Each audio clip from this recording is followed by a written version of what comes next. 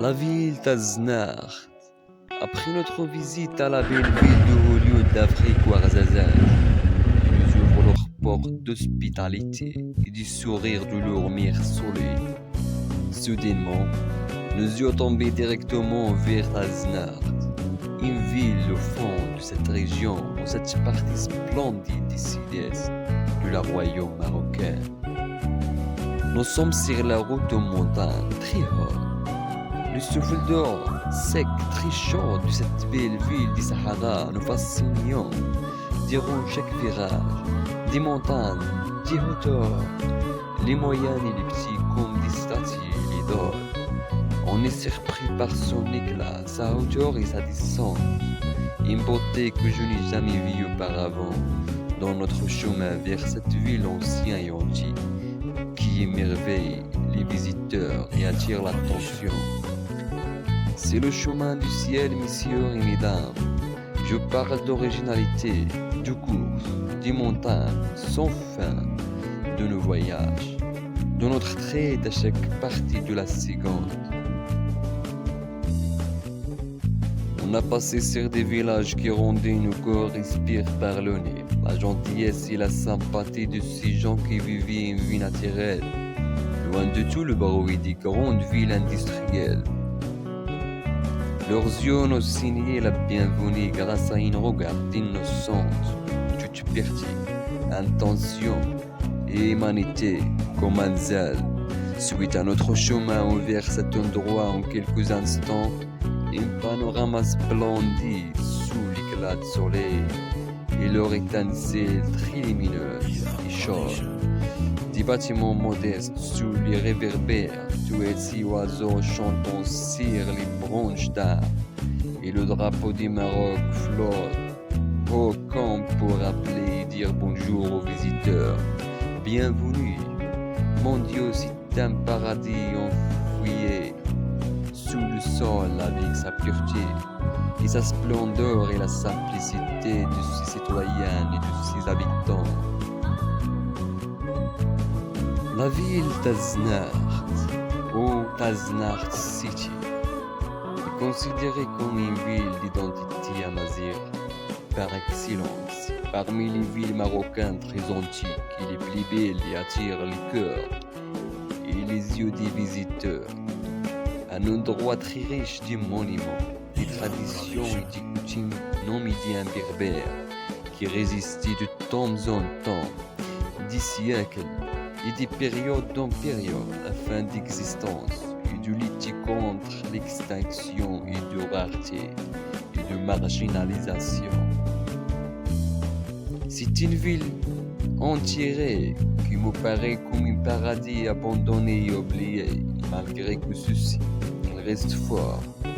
Il s'immerge solide, très riche, afin de l'existence et de s'imposer leurs traditions et monuments, et de prouver lui-même qu'il est là la seule ville qui fascine les visiteurs par excellence et par exception.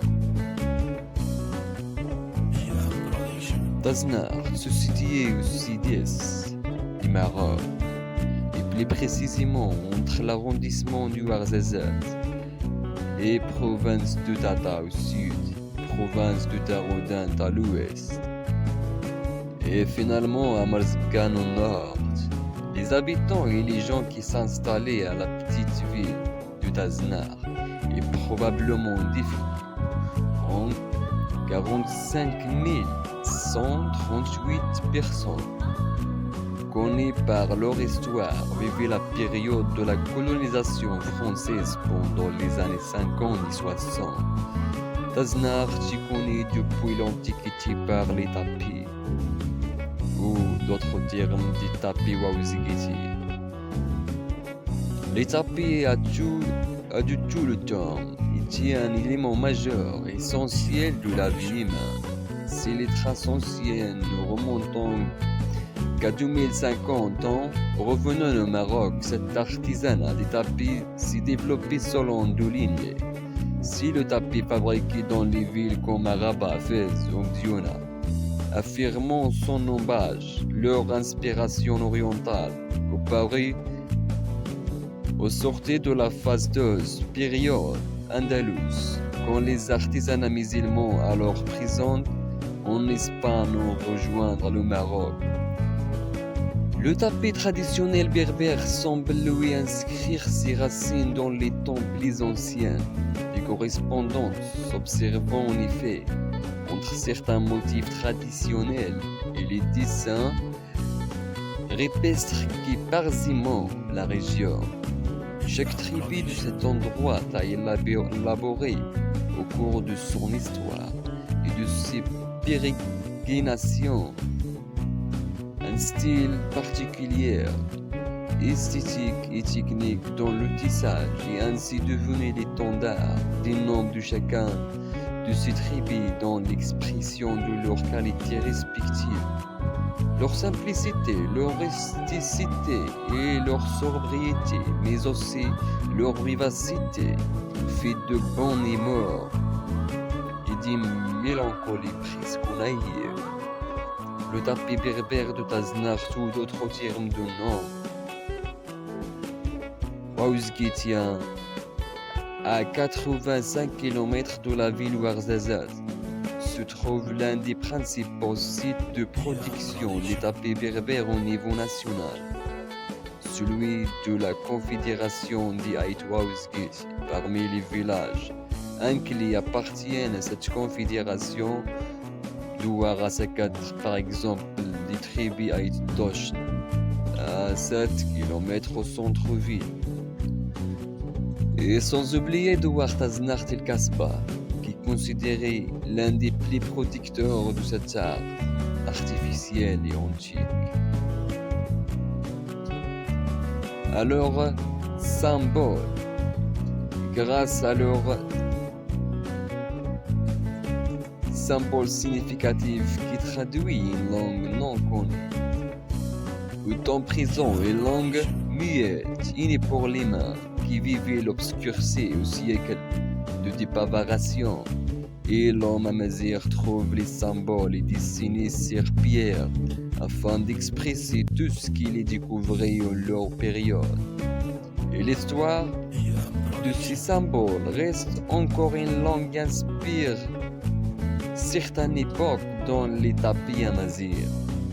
Taznar se caractérisait pas seulement par les tapis, mais aussi le safran de tribus Naga, le plus antique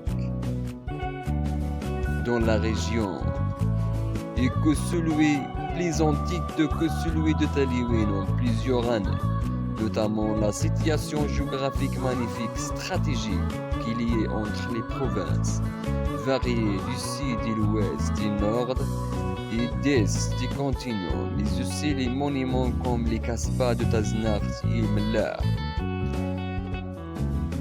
qui allaient le temps contre l'extinction et s'imposaient aussi la coexistence des Juifs dans cet endroit magique. Sans oublier que cette petite ville est riche en métaux, des mines d'or, d'argent, etc. Ce qui favorisait Taznar afin d'être une belle ville par excellence.